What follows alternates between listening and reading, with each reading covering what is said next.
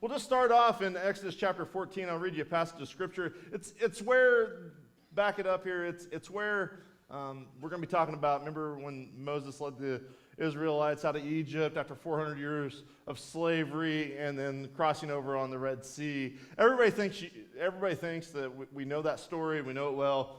We're going to reread that today. We're going to pull out some truths I believe that God's wanting to say to you whenever it comes to stretching your faith and what he wants to do in your life to bring you to a spot of freedom. Starting in verse 19, it says, "Then the angel of God, who had been leading the people of Israel, moved to the rear of the camp." This is interesting. We'll come back to that. "The pillar of cloud also moved from the front and stood behind them. The cloud, it settled between the Egyptian and Israelite camps. As darkness fell, the cloud turned to fire, lighting up the night.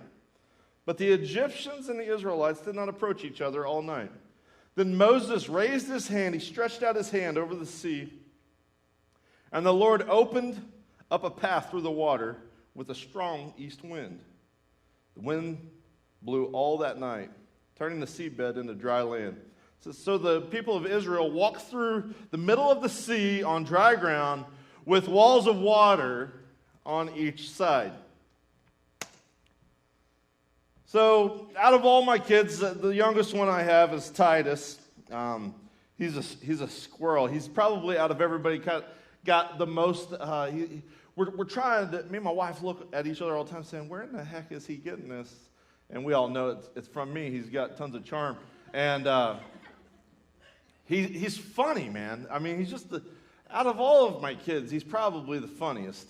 He can kind of, no matter, I mean, he's a terror too at the same time, but whenever he's messing up something, he can bat his eyes or he can, he'll say something really funny. He's got a quirky little voice, and the way that he enunciates things, you're like, yeah, it's kind of cute. And so then you forget about, whatever corporal punishment you were going to pass down on him. And so, but Titus, it's funny. Whenever we had Kendall, she's my oldest, it was different. Me and her always had this kind of special bond. She was allergic. It was weird. She was allergic to, she had a protein sensitivity. Basically, she projectile vomited. And so she had to be put on this special type of formula. Yeah, she would vomit on you like The Exorcist, I was like, it was really fun in a real stuffy church that we went to. You burp her, boom, spraying everybody in suits. It was great. And but me and her got to hang out a lot because she had to be on this special type of formula. And so she didn't constantly need her mom all the time. Dad could actually get up in the middle of the night and feed her and all this kind of stuff. Well, with the boys has been different. Kinsey, they needed their moms. And so, their mom, sorry. Anyways, it takes a village. And so they got this real sense of attachment going on. And as kids grow up, you watch the attachment goes from fanatical to you start, for a while, they couldn't be away from their mother. And, it was annoying to me. It was sweet to her. How, they need mama and all this kind of stuff. I'm like, we can't even really go on a date because, these boys. But as they grow up, they would start separating from her a little bit more. As that transition happened, they would freak out. We could be gone for just a few hours, and like the boys would know mom's leaving, and so they would go into meltdown mode. I think a term for this is called separation anxiety. We all have that sometimes. Sometimes our pets have that too, They get separated from their owner for a little bit, so they tear up your house. I think it's a way, I don't know what all you animal lovers like, oh, they just missed me. No, they tore up your stuff, They need to go bye-bye. But as you get older, there's a season in life to where you start making that transition, and the anxiety, it's scary. It's scary to be separated from all your security and comfort in life. As a small child, even as an adult, we get comfortable and we get used to something. And it's the the comfort of security will often keep us complacent. And it's also funny, this is on a side note, stuff that my boys used to do when they was little, like Titus, he's our streaker. I mean, he's naked whenever he can be, like his dad. And so I would tell all these funny stories, and everybody thought it was cute and stuff. And it was actually funny whenever he was really little. I remember this one time that he had sorry for being weird. He had pooped, and he hid it underneath his bed, and like a monkey. And I remember Kizzy was going, "Isn't that cute?" I mean, she literally said, "Isn't that cute?" You know, like he knew that she was rationalizing this like a dog tearing up your house, like rationalize it. Oh, he must have missed me. Isn't it cute that he knew that what he was doing was wrong, so he tried to hide it? I'm like, that's not cute. And so, but it's funny how as he grew up and stuff, it went from hiding on the bed to actually sticking it to the door and making Play-Doh men out of it. It wasn't so cute. It reminds me, though, of us as adults sometimes, especially in our Christian walk, whenever we're going along in life, and some stuff that used to be cute, it's just gross now. It ain't cute no more. I mean, that's for a different message and all that. That would be a hard message for you all to hear about growing up. And you don't want to do that because you want to come back next week. And so we'll stick with the separation anxiety, and we'll deal with this one today. Here's what you need to understand is that greatness is always preceded by separation. Greatness is always preceded by separation. You'll never find it anywhere in the Bible where greatness happened that there wasn't a case of separation going on. As a matter of fact, you really won't find it in your life, ever. And just by knowing that greatness is always preceded by separation, we have to sit there and wrestle with the question is, why are we so attached to the things that are keeping us from greatness? Success in life, it always starts with separation. I want to talk to you just 3 quick thoughts on this whole topic today. The first one, if you're taking notes, I want to talk to you first about the distinctive feature. The distinctive feature. The distinctive feature, if you look up the definition of that, it's actually something that's used in linguistics. It's whenever they started studying what would make people talk different from different parts of the world or even different regions in the United States. You know, somebody from Alabama would talk like that, and then you'd have the northerners, don't you know? You know, and it's just, they would study this. They would call it the distinctive feature. It's the stuff that, maybe it's a nasal passage, maybe it's the way the lips are moved. It's a learned behavior, but there's something different. There's something distinctive. It's the thing that makes you different as to what sets you apart and literally separates you from everybody else. And I think it's crazy. If God's going to do something great in your life, He wants us that everybody has a distinctive feature. I think it's insane that we're created with distinctive features that actually set us apart. I mean, if you want to get Christianese about it, we call it holy or sanctified or all this. It literally means to be set apart. And knowing that God wants us set apart to use us for greatness, it's funny to me how everybody just tries to fit in. We kind of push back against the distinctive feature. It's the features in your life that everybody else, sometimes if you listen to everybody else, they'll look at you and say, that's wrong with this person. You're too rough, you're too raw, you're too this, you're too that. But it's actually that distinctive feature that is something quirky about you. And trust me, you have quirkiness about you. There's something different about you. That's what will propel you. That will be your platform to greatness. It's your distinctive feature. Destiny is always driven by the distinctive. Look at the life of Moses. So we had fast forwarded to where they were. That's the great part of the story, you know. Hey, they're coming out of Egypt and they're going through the Red Sea. But look at the life of Moses. He was just different. It was the distinctive part about him that set him apart and made him great by God, to be used greatly by him. So I don't know if you know the backstory, but Moses, the Israelites were in slavery and captivity for 400 years in Egypt. And actually, they had a quite efficient breeding system going on or something. They were starting to outnumber the Egyptians, and this was freaking the Egyptians out. Pharaoh was worried that it was going to be an overthrow, and so he ordered that the firstborn son of all the Israelites be murdered. Well, Moses happened to be the firstborn son, and so his mom at a very young age sent him down the river. And so she actually separated herself from him to give him a future. It was only by the separation that he was able to step into his greatness. And then he was actually picked up and was raised by one of Pharaoh's daughters. And so it was interesting. You had an Israelite, a Hebrew, if you will, being raised in an Egyptian home, not only an Egyptian home, but in the direct line of the people who were in charge. And so they raised him as one of their own. They didn't know the difference. And so here Moses was growing up in a conflicted world to where his present reality was in stark contrast with his past. And he was torn about his future. He actually had it comfortable and easy. I mean, if you're growing up in Pharaoh's home, you have things pretty easy.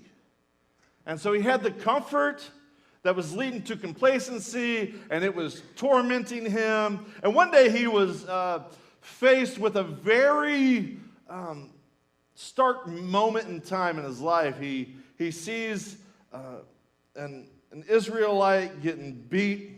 He sees a slave getting beat by an Egyptian slave master. And in this moment, I would just have to imagine that Moses is freaking out internally. Because the one who was doing the beating was everything that Moses represented at that point in his life. And the one who was getting beaten was his heritage. He was born for this. It was his calling. It was his lineage. And so Moses, faced with a very hard decision internally, he made a wrong decision. I mean, he made a bad choice. If murder's a bad choice, then he made a bad choice. You know, he ends up murdering the guy the Egyptian slave master, and that moment in time, it set his life on a completely different trajectory. Now he was a wanted man. And so he goes on to run, and he ends up at a place called Midian. And he's there for 40 years. So he goes from a baby in a basket, being scared to death to be murdered, goes to Pharaoh's home. Then he has all this favor. Then he's a murderer, and he's a wanted man. And so he's on the run. So he goes from all that. He's basically a goat farmer. You know what I'm saying? He's just going out there. He's herding sheep and goats. And he's out there for 40 years. He's thinking that he screwed up his life. He's so much different than everybody else that he can never be used by God. And so he's out there for 40 years, and you know the story. God shows up to him in a burning bush. I'm sitting there thinking, how far gone do you think you have to be of thinking that God can't use you anymore, that the only way he can get your attention is to set a bush on fire? And so Moses had to be in this spot in life where he was just depressed, and he was down and out and thinking that he had screwed everything up. And I don't know, like a lot of you think, I'm too old, my best days are behind me. I'm too different. I've screwed some stuff up. People said some nasty things about me. The reputation will never survive. But God talks to him and says, I'm going to use you, Moses, to lead my people out of slavery. It's time to come into the promised land. And Moses does what a lot of us do. I'm too screwed up. What do you mean I'm supposed to go talk? I can't even talk. I got this stutter. And it's all this stuff. And God says, that's what you don't have to worry about, because I'm going to use your weakness, your distinctive feature, if you will. And I'm going to anoint that. And it won't be you speaking. I'll be speaking through you. And watch what I'm getting ready to do through you. And so I just think it's interesting. It's separation. Moses had to separate himself he was living in one place, but he belonged to another. It was this struggle, and it was the separation from what Moses was in his life to what God had called him to. We even see this separation. It goes back to the beginning of the Bible. You know, whenever God got things started, you know, all the way in Genesis 1, he separated some stuff. Let's start at the very beginning of the Bible here, just a few verses of Scripture. It says, in the beginning, God created the heavens and the earth. It says, the earth was formless and empty, and darkness covered the deep waters. I think that's interesting right there. It says, and the Spirit of God was hovering over the surface of the waters. Then God said, let there be light. He created the heavens and the earth, and it says that God never created the darkness. The darkness was just there. It was already just there. God didn't create the darkness. It was just there. God had to do something about this. There's things in life that God didn't put there. They're just there. And so whenever God wants to change a situation or he wants to separate something, what does he do? He speaks. And so it says that God said, let there be light, and then there was light. And God saw that the light was good. Then there's that word again, then he separated the light from the darkness. He had to separate what was already there before he spoke and what he wanted to be. So he had to speak it into existence. When God speaks into your life, it's for the sole purpose of separation. There's some things going on in your life that he wants to separate. There's some things in your life that God doesn't want there, and those things are dragging you down. And so God's speaking into your situation. It's time for God to do some talking in some people's lives. Whenever God speaks into your life, he's going to call you to an elevated position that will lead you to greatness. And it'll be something special. And never trade the special for the similar. So often in life, have you ever heard this moment? You see it in people all the time. The stage is too big for them. That's what they'd say. You hear it a lot in sports. The stage was too big for him. The lights were too bright. He crumbled under the pressure. Sometimes we feel like that with what God's doing in our lives. It's too much. It's too uncomfortable. It's too big. It's too uncertain. The truth is it's very special, but we'd rather stay married to the similar. Do not misinterpret this message, guys. That's what a lot of people are wanting to do today. They're going to go home and they're going to look at their spouse and they're going to go, ooh, Pastor Heath said. No. You're just weird and you're looking for a reason to justify your life. I'm not talking about that. But God's going to speak into your life, and whenever he does, he's going to separate some stuff. And it's because he's calling you to the special and away from the similar. And so you have this distinctive feature going on. The second one that I want to talk to you about is the comeback route. The comeback route. This one's fun. This one's interesting. The comeback route. So you have this situation played out where Moses was leading the Israelites, and they went through the Red Sea, and we all know how it turns out, and it's all good. But let's back it up a little bit in chapter 14. Go back to verse 1, and notice what was happening here. It says, then the Lord gave these instructions to Moses. Order the Israelites to turn back and camp. I just want to stop right there and say, you got to understand the situation. God had sent Moses back to Egypt through a series of threats and 10 plagues and all this kind of stuff. God had delivered his people. There's millions.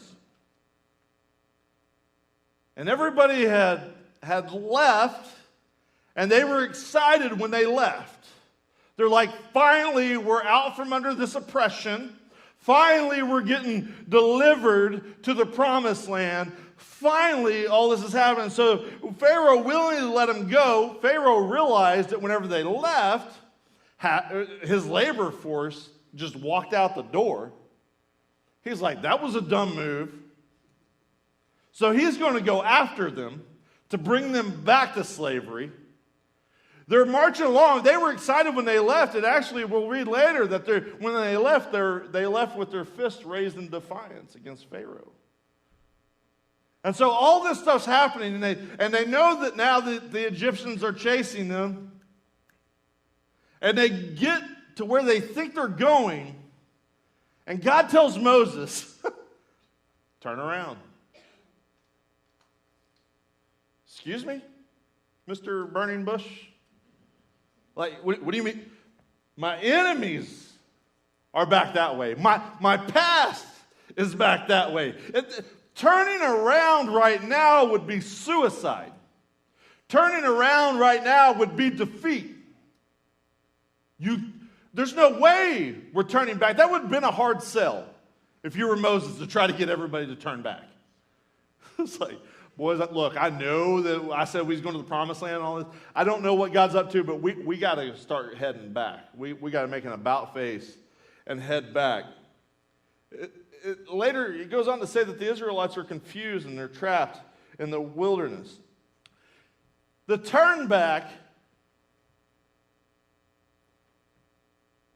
to turn back the wrong direction, but you got to understand something. Sometimes God will tell you to turn back and go the wrong direction temporarily. I think one of the reasons why, on a side note, is that people can never see how great your God is unless they see how strong and intense your battle is. There's an easy way to do things, and God just doesn't operate like that. Clearly, let me just go ahead and tell you from some experience. There's an easy way, and then there's some stuff that's going to seem weird in the beginning. It's going to seem wrong in the beginning. It's going to seem stupid in the beginning whenever God calls you to things like turn around and go back the way you came. But sometimes whenever you have to turn around and go backwards, here's where I don't want you to lose heart. God's just creating some space in your life. Creating some separation, creating some space in your life in order to bless you. It's like this. I don't know if you have any football fans or whatever. There's actually they give the receivers these routes, and you know the quarterback they make up all these plays, and all right, this receiver is going to go out here and all this. There's actually a route called the comeback route. And the reason comeback routes work sometimes is whenever the enemy or the defender's on you so much, and they're just really good, you'll get all the momentum going one direction, then the receiver will turn back around temporarily, run back towards the quarterback. This creates separation. It creates space between the receiver and the defender in order to get the goal, to get the gift, to get the ball. Temporary separation, and that'll allow them to eventually get to where they're going effectively. God does the same thing spiritually in our lives. Sometimes in life, you'll be going, and you're oppressed. You're conflicted. You're pressed on every side. Maybe God's calling you to a comeback route. Seems crazy, seems silly, seems insane. Everybody around you is going to think you're an idiot and you've lost your mind. But God has to put some space. All he's trying to do is create some space so he can bless you. God's trying to bless you. He's trying to get you the ball. He's trying to get you the calling. But there's no space in your life for that. You got too much other stuff going on. He's got to create some separation, some space in your life so he can bless you. You got to understand that the Red Sea for Moses and the Israelites, the Red Sea is basically a body of water too big to cross. I mean, there was just no way around it. God will bring us to a spot that's too big to cross sometimes because there's some stuff in our life that he wants to get rid of. This is what he was doing with the Israelites. He had them on a comeback route. They didn't understand that. They were freaked out, says they were in total confusion.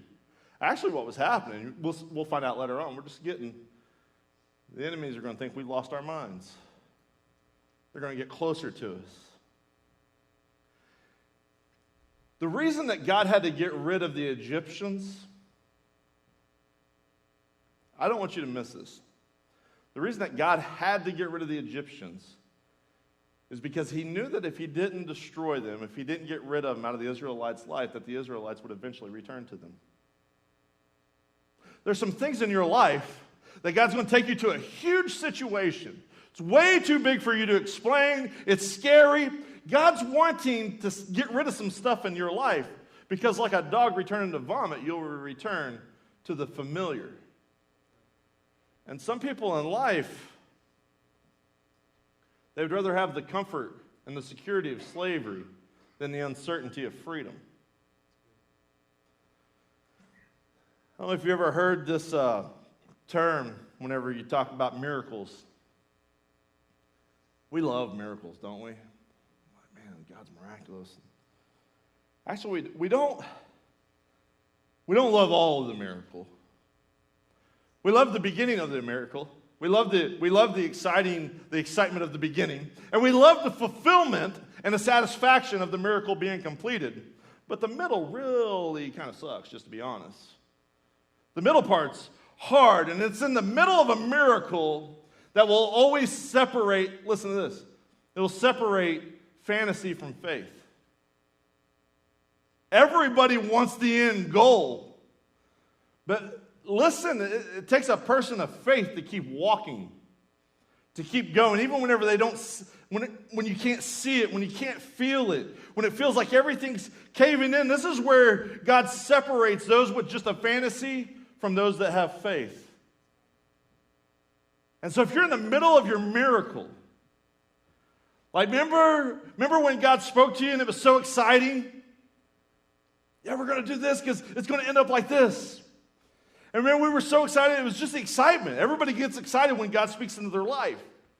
When it takes a while to fulfill it, and the enemy starts coming from behind you because it was easy to walk out in defiance. Heck, if God's for me, who can be against me?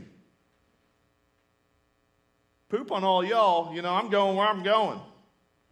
And then whenever the enemy starts to catch up, and the oppression starts coming in, and you look around, really, all you have is a wall of water on your left, a wall of water on your right, and the enemy is behind you. You're scared to death.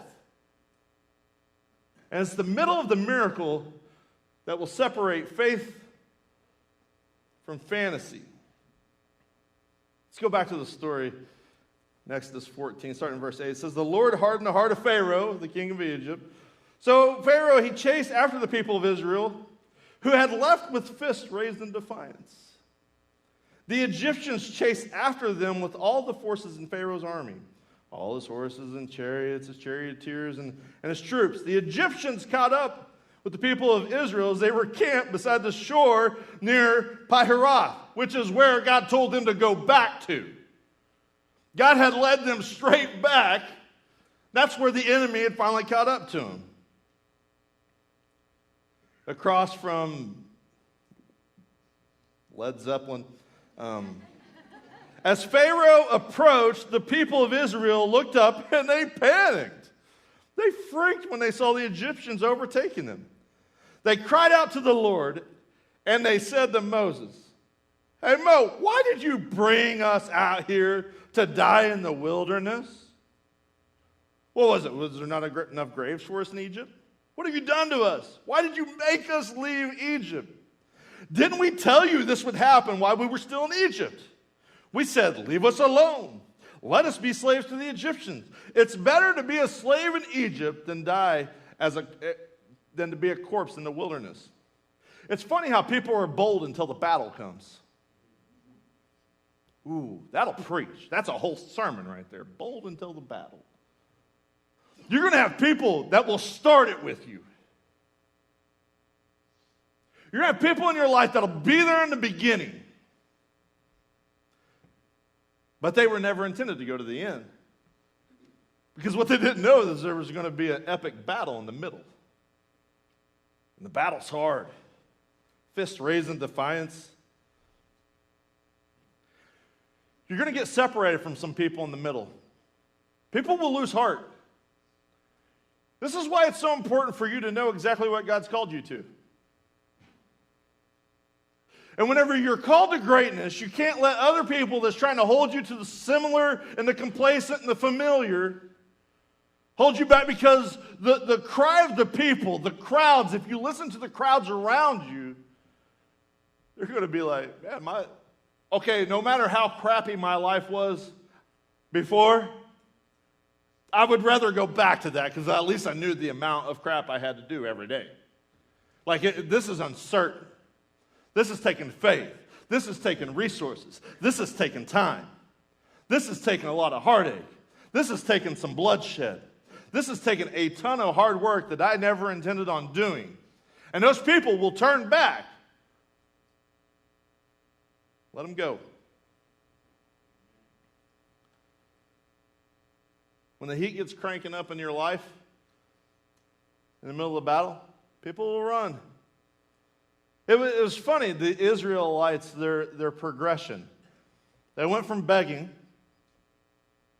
God for 400 years, deliver us. Then they went to bold. Moses comes in, God sends the plagues.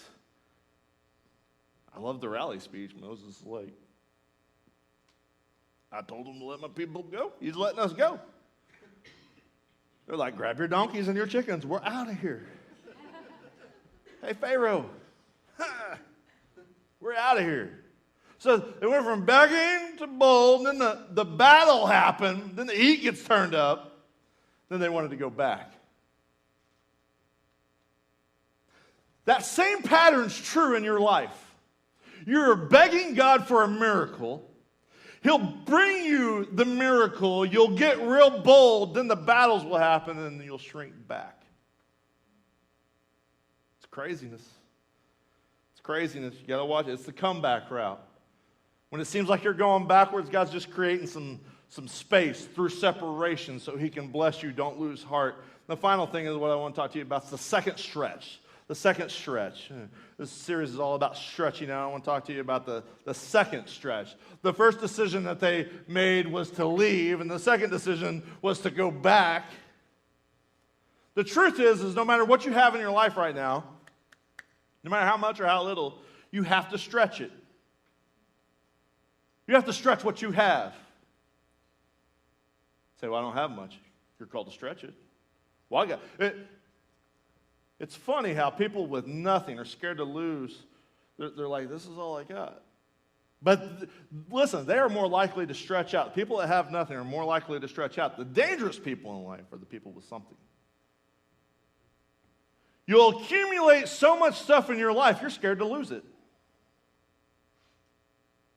You're scared. I know what it's like, guys. What will keep you holding on to the complacent slavery of life is what you have, and you're afraid to stretch it. Well, I can't give that. That's why I'm going to give God a tip instead of a tithe. Oh, well, did that hurt? I heard some moans. Sorry. I've built up all of these relationships and these friendships. I can't stretch out of that. Oh, I want the new stuff. I want to hang on to the old stuff. Nah. The only thing getting stretched there is you getting pulled apart. Instead of reaching and stretching in the direction, some of you are trying to stretch with one hand, you got another hand gripping onto your past. And all it's going to do is rip you apart in the end. If you want to stretch, you need to stretch out everything that God's given you today. It's the second stretch in life. Now, let me ask you this question. Do you prefer the security of slavery over the uncertainty of separation? If we're honest, for a lot of you, unfortunately, the answer would be yeah. Well, that's the way Grandma did it. That's the way Mama did it. That's the way I've always known it. What do you mean? What would that look like if I didn't have this? Exodus 14:16 says, God told Moses, pick up your staff and raise your hand, stretch out your hand over the sea. Divide the waters so the Israelites can walk through the middle of the sea on dry ground. This was the first stretch of Moses. Stretch out your hand. I'm going to, listen to this. If you stretch, God will separate. If you stretch, God will separate. And separate is make a way. If you will stretch what you have, God will make a way. I think it's interesting in this story, though, that I don't want you to miss this. Remember when it was talking about how the water separated and all this kind of stuff? And it was don't miss this. It was the pillar, the angel of the Lord, and the pillar of cloud. It had been guiding them. It had been leading them. It was showing them where to go. It went from the front of them to behind them. That sounds great because we're reading it some 3,000 some odd years later. How scary would that be? Because sometimes God's presence wasn't leaving them. Sometimes when we feel like God stops guiding us and we can't feel where He's at anymore and we can't see where we're going anymore, God didn't leave us. He's just leading us from a different position. He went from in front of us to behind us. He went from guiding us to pushing us. We have to, now where we're going, we have to get there by faith. And you got to understand, this was so pivotal that the presence of God moved from the front to the back because He wanted to separate His children, His called, from their enemies. There was nothing separating them and the enemies before then.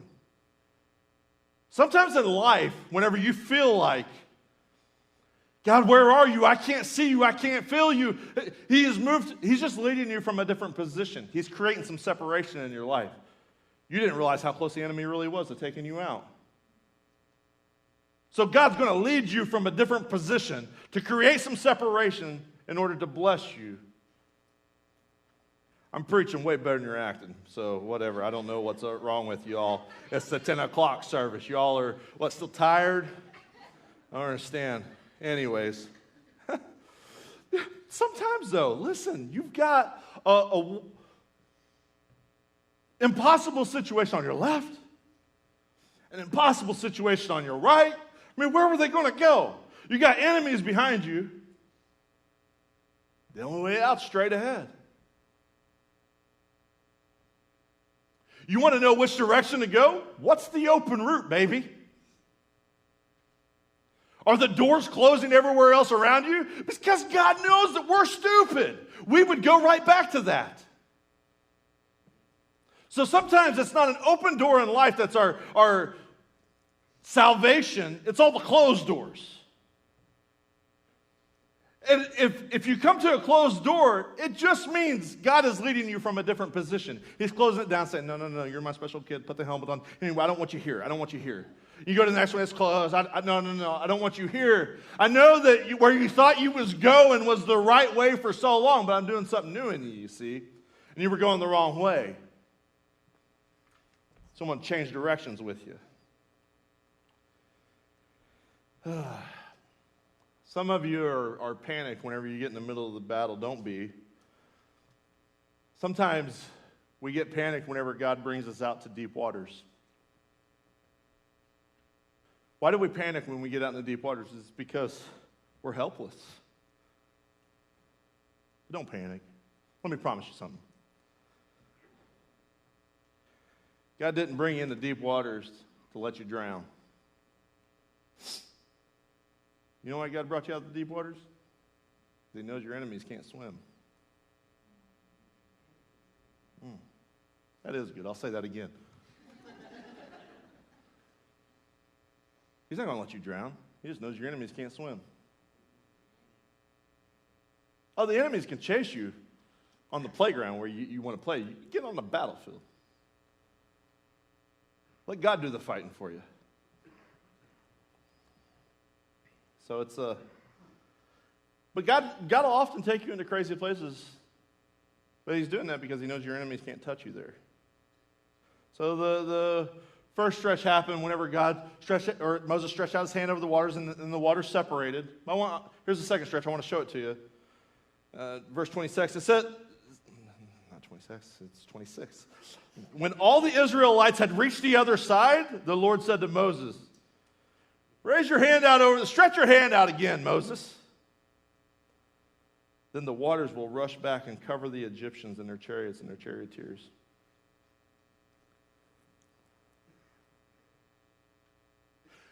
God brought you out to the deep water because it's literally impossible for your doubts to drown on dry ground. That's why he brought you out to the deep waters. That's why he'll take you right through the heart of the deep. Don't be scared. He's there to separate you from your enemies and to drown your doubts. Because your doubts can't drown on dry ground. See, listen, God doesn't want to just deliver you up out of Egypt. That's what everybody wants, isn't it? God, just get me out of here for salvation. He'll deliver you out of Egypt. But then what he wants to do is drown the Egypt out of you. Let me pray for you. Will you bow your heads?